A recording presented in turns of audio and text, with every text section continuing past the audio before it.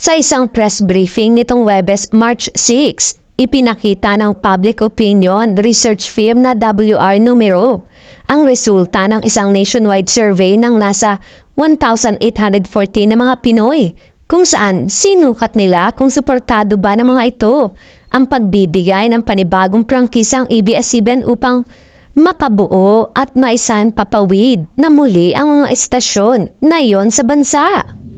Sa isinagawa nilang survey noong February 10 hanggang 18, napag-alaman na 3.5% lamang ang lubha ang pagtutol o strongly oppose, habang nasa 6% ang tutol doon.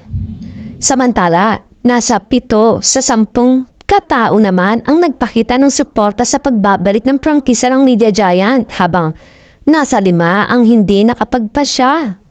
Ang pinakamataas na oposisyon ay nagmula sa mga respondent sa Luzon, bagamat mababa pa rin ito na nasa 12.4%, habang ang pinakamataas ang suporta ay Kalakhang, Maynila, kung saan malaki ang porsyento ang pabor na muling bigyan ng 25 years franchise ang Kapamilya Network. Bagamat iba-iba ang pagtugon sa mga rehiyon, ipinakita ng survey na mas nakararami pa rin suportado ang mga hakbang na ginagawa ngayon ng Kongreso upang buhayin muli ang prangkisa.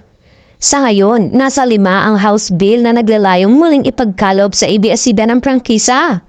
Bagamat nakabinbin pa rin ang mga iyon sa House Committee on Legislative Franchises at ang iba'y nakatenga pa mula noong 2022.